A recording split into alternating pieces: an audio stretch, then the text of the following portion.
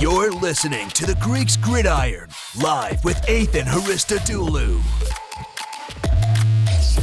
What's going on, everyone, and welcome back to more of the Greeks Gridiron. I am Ethan Haristodoulou, and today on this July 5th, 2022, I am coming at you guys with another top 5 video where I will be ranking my top 5 wide receivers going into the 2022 season, the guys that I think will dominate the competition and show up and stand out amongst the rest here. 5 guys that I've listed for you all. So before we dive in, make sure you comment down below. Let me know who your top 5 is going into this season. And also make sure you hit that like button, hit that subscribe button. We are fast approaching 500 subscribers. And when we get there, I will be doing an announcement video and giving away some of my show t-shirts to you all here. We'll have all the details and everything hammered out once we actually get there. So make sure you hit that subscribe button. Do not miss out. And if you've been a long-time fan, or maybe somebody who just stops by from time to time but hasn't actually subbed, but you've seen me here and there, hit that button or hit that like button so we can push our way up to that 500 mark.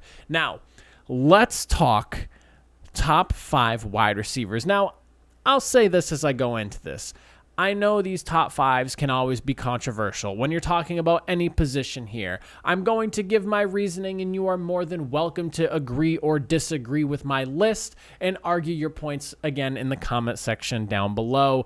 I'm totally cool with that. All I ever ask from everyone when we're talking about this is be civil. We're just having a discussion here. No one's feelings need to get hurt. If your favorite wide receiver or someone you think should be on this list isn't here, I'm not trying to disrespect your guy. I have my reasonings, and here's why. We'll start with number 5, and it is the rookie phenom from last season himself. I don't really think I can make this list without having him on here. And some people might think, whoa, jumping the gun, top 5. But Ja'Marr Chase from the Cincinnati Bengals, man, I have got to say, he is the rookie season that he had, 1,455 yards. He had the 13 touchdowns, 81 receptions. I mean, the guy came into the league ready to rumble, just like Justin Jefferson, his LSU teammate, did, and his quarterback Joe Burrow as well.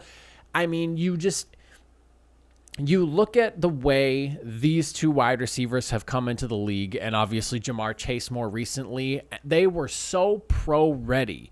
I have no reason to believe that Ja'Marr Chase cannot double down and improve upon, or even at least just dominate in the same type of way, having a year of experience in the NFL under his belt now. Some of the more advanced stats, when you look at the numbers that you have to just look at here, he was averaging 8.1 yards after catch per reception. That was 3rd amongst receivers with 50 receptions or more. I picked the 50 number because that amounts to somebody who's, at worst the number 2 or like the premier guy on the team. He averaged 2.51 yards per route run. He was 10th in the league on there. He had 19 missed tackles forced. His ability after the catch is ludicrous. His average depth of target was 13.6 yards, and he averaged 18 yards per catch, 2nd best in the league.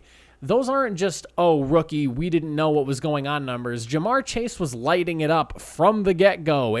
If it took teams the entire season to try to adjust and realize what Ja'Marr Chase was doing, a lot of the people in their positions would not be where they were. By the time you rolled into week 10, everyone kind of knew what was going on with Ja'Marr Chase. And when we got closer to the end of the year, we knew what was going on with Ja'Marr Chase, and people still could not stop him. He had an incredible year 1. You look at the supporting cast around him. It's not just Ja'Marr Chase and why he can be so successful. And don't get me wrong, he is excellent. But you have T. Higgins, you have Joe Mixon, you have Tyler Boyd. They just brought in Hayden Hurst to replace Uzoma's production, and obviously Joe Burrow at the quarterback spot. There is so much talent that you can't commit too much coverage to Ja'Marr Chase. And I have no doubt in my mind he is going to be able to double down and potentially even improve upon the season he just had in his rookie year. Maybe he comes back down to earth a little bit, but I still think he finds himself amongst the top 5 wide receivers in the league. Now, coming in at number 4, And this one might surprise a few people here. And I'm going to give some honorable mentions at the end of this list as well here, and I'll kind of explain the reasoning why. But there's a theme going on in this list that you can kind of identify if you're really paying attention to what I'm talking about here. And at number 4, I am talking Stephon Diggs from the Buffalo Bills. A quieter season, I would say, compared to his first year in Buffalo. Only 1,225 yards, less than the year prior. He's averaging 72.1 a game. He had 10 touchdowns, 2 more than last year, and only 103 receptions, again, down from his first year in Buffalo. He had only 4 drops on the entire season. He had 15 contested catches. It was again, a down year from the year prior that he had, but still a down year that some receivers would kill to have as an up year for them. I don't really think that it's a slip in his production or maybe him taking a step back or anything like that. I think it was just the way the season kind of shook out for the Bills. And when you look at what they did this offseason, adding James Cook, the running back in the draft, they went and signed Jamison Crowder. They also drafted Khalil Shakir as well. And then you look at the receiving core and just kind of some of the people that emerged late into the season. I think coming into next year, Stephon Diggs, with the running game being more prevalent and teams not being so, the Bills are going to just throw the football 50 times a game and focus more on pass coverage than they do actually being honest and stacking up the box. I think things open up a little bit more and we get back to seeing Stephon Diggs being a top 5 wide receiver in the league. Just the way the Bills and their recipe for this season is looking right now, I think the ultimate final product ends up being Stephon Diggs right back in the top 5 conversation. Now, going into the top 3 now, looking at the number 3 spot, I praised his former LSU teammate, and I even talked about him a little bit. I'm going to have to go with Justin Jefferson from the Minnesota Vikings. He has just been unbelievable. And like I mentioned with Jamar Chase, who went in first year, looked fantastic, and I think he can do it again his second year. Justin Jefferson, he came out his rookie season. A lot of people thought, okay, he has to come back down to earth after his rookie year. He can't do better, can he? And he goes and does it. 1,616 yards. He averaged 95.1 yards a game. He had 10 touchdown passes. He had 108 receptions on the season. He was averaging 15 yards a catch and an average depth of target sitting at 13.3 yards a game. I'm sorry, a target, not a game, rather. You cannot understate how pro-ready those wide receivers at LSU were coming out of college. And Justin Jefferson and Jamar Chase are like the definition of prototype wide receiver that you want to be bringing onto your team coming out of the draft. Jefferson has been unbelievable. He's in a system that hopefully with Dalvin Cook healthy this year and not missing as much game time as he did last year will continue to be able to flourish, where you're trying to figure out, are we trying to defend the run against this team, or are we going to be able to stop Justin Jefferson? Adam Thielen's obviously still there. Kirk Cousins didn't go anywhere. Consistency is all around him. I don't really have any fears for this team. Kevin O'Connell, who was praised for his mind over there while he was with the Rams, I have a hard time believing that he's going to really take a step back. Justin Jefferson, after this second season, has really solidified himself as one of the best wide receivers in the game, and arguably the best wide receiver in the game. From his ability before the catch, after the catch, he can find his ways to get open. He makes defenders look silly in coverage and post-catch. It's ridiculous what he can do with the ball in his hands. He is so shifty and just such a good ball player in general. Just ball skills aside, with the ball in his hand and just, what he can do with his legs. Incredible player. He has got to be in this list. And and honestly, you could say even number 3 could be disrespectful for just how good he has been.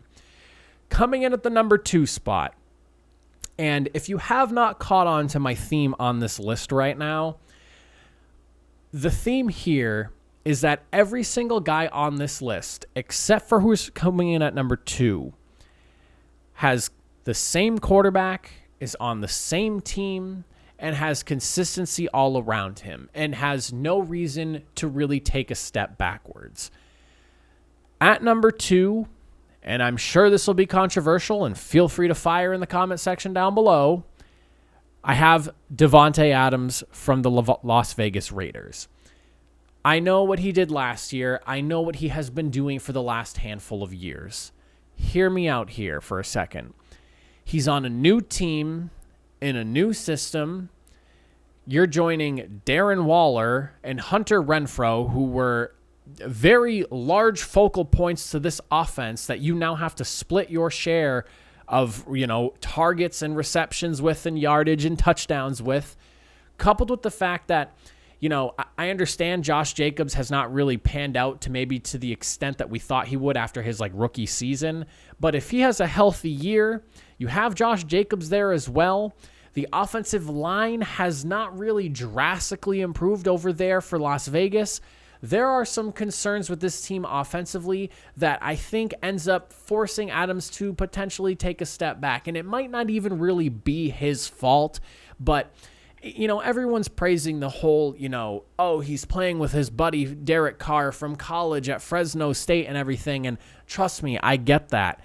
It has been 9 years since those Fresno State days. They can be the best of friends in the world, and they could have had the best chemistry back in the day. But do they still have that chemistry almost a decade later? I hope, for the sake of the game, for the sake of Davante Adams, and for the sake of the Las Vegas Raiders, they can find that connection and, get right back to it. And it was like nothing ever changed, and they never, they were never separated. But I do have some questions about that. I don't need to read off Adams' stats. We all know how damn good the guy is, and I don't think anyone in this room or in this conversation right now is really going to question how good Davante Adams is. But there are some things that could knock him off that number one spot pedestal. And I'm not going to sit, and again, I'm not doubting Davante Adams, best route runner in the league. And I don't think that's really a question. He has some of the sneakiest handwork as well. A guy who can catch the ball and not even make it look like the ball is coming his way until the ball is literally dropping in the breadbasket, with just how he has the most I don't even know what the word would be to describe that type of handwork, because it is so last second with some of his catches. I've seen highlights of him. He'll be looking, but you don't know when the ball's going to get there until it's literally there and he opens up and catches the ball. It's incredible what he does. I'm not doubting Davante Adams, but we're talking production here and how good the wide receivers are. This is not just who is the best wide receiver, but I'm talking the top wide receivers in terms of production, in terms of what they're going to be able to do in 2022. And I'm slightly worried about Davante Adams going to a new place and not having Aaron Rodgers, who is one of the most talented, if not the most talented, keyword there, quarterback to ever throw the football to him anymore. Then coming in at my number one spot to wrap up the list here, and feel free to fire away, I am going to go with Cooper Kupp from the Los Angeles Rams. When you look at the numbers and you look at his production, and I hate what people say about him, because when they're talking about Matthew Stafford, he's the reason Matthew Stafford is as great as he is. But then when you talk about Cooper Kupp, it's, he's only that good because Matthew Stafford is there. There is this never-ending circle of just we cannot give credit to those two guys for what they did this past season together, when it's just greatness plus greatness equals greatness ultimately. 1,947 yards. It was in 17 games. I know. That's the league going forward now. Get over it. The league used to be 14 games, and it used to be 12 games before that. The league has gone through a number of games played changes over the course of the NFL's history. That's just how the game has expanded and how it's going to work. At some point, it sounds like the NFL is going to have 18 games, so a lot of the records and numbers now will not matter whenever that happens the next, 5-6 years, whenever that ends up coming to fruition here. He averaged 114 yards a game, though. That is ludicrous. He was the only receiver above the 100-yard-a-game mark this season. 16 touchdowns. He had 145 receptions. He was the Triple Crown winner, one of a very few wide receivers to ever win that actual award. Now, where in his game, from his release to his route running to his hands to his playmaking ability, do you think he is going to potentially take a step back, having Matthew Stafford, who is as great as they come at the quarterback position and was not respected for the entire time that he was in Detroit, and finally got to put his skills and talent on full display on a fully competent team.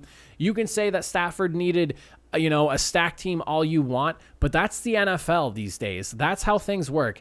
And you can fill up a team with offensive star power and defensive star power and big names all you want. We've seen super teams get together and completely flat out and fail before. This is not the first time stuff like this has happened. Cooper Kupp, with Matthew Stafford throwing him the football, produces the best wide receiver in the league in terms of production, what he can bring to the table, and what he can do for this team. And then one little point I want to make about this before I wrap it up. The sentence that I hear come up a lot whenever people are discussing Cooper Kupp and his production. His numbers are only great because he plays the slot. All right. 2/3 of his snaps do come from the slot. Don't get me wrong. He had about 663 snaps altogether. I didn't write down the exact numbers, but about 2/3 of his snaps were from the slot. Another third was from being out wide. However, when you look at the most productive wide receivers in the NFL, the top 20 wide receivers, only 5 of them are considered slot receivers. So why is it that Cooper Kupp, because he's a slot receiver, his numbers are the greatest? That's just why. It's because he's a slot receiver. That's why his numbers are so high. It's easier to play out of the slot. Then why are the top 20 wide receivers mainly just receivers that play out wide or predominantly play out wide? Explain that to me. And even one of those 5 that I mentioned is Tyreek Hill, who's like 50-50. And you don't consider him a slot receiver. He's just a guy that can play every single position because he's so dynamic at what he does. All I'm saying is that Cooper Kupp does not get enough respect for what he does and how well he plays the game. And he was putting up numbers before Matthew Stafford got there. And he was dealing with a who's who of quarterbacks before that. Jared Goff, and then I believe he was playing with somebody else prior to Jared Goff, or maybe I'm wrong, but was Jared Goff and John Walford when he was coming in for some games, and whenever Jared Goff was missing games, he was still putting up numbers. Cooper Kupp is fantastic. Him and Davante Adams, you cannot compare them. You cannot say that one is better than the other because they play the game so differently in what they do, and I think that they both excel in different areas of the game. I mean, you look at the Cooper Kupp, 24 missed tackles forced. That was first amongst all wide receivers with the ball in his hands. That's incredible. 861 yards after the catch. The next guy behind him, I believe, was Deebo Samuel with about 700 and some change. And then after that, everyone's sub 700 yards. Cooper Kupp is probably the best wide receiver when the ball is in his hands post-reception. Deebo Samuel is probably the only other person you can argue for that conversation with. I don't know. As for my honorable mentions, I know I'm missing some guys on this list. CeeDee Lamb was a guy that I really considered here. Tyreek Hill, obviously. CeeDee Lamb, I'm just curious to see how he's going to fare as the number 1 guy now. He has to really step up and be that guy for the Cowboys. Tyreek Hill, like I said, Davante Adams is the only guy on the list that was like a top-tier wide receiver that is not on a new team, or that is on a new team right now that made the list.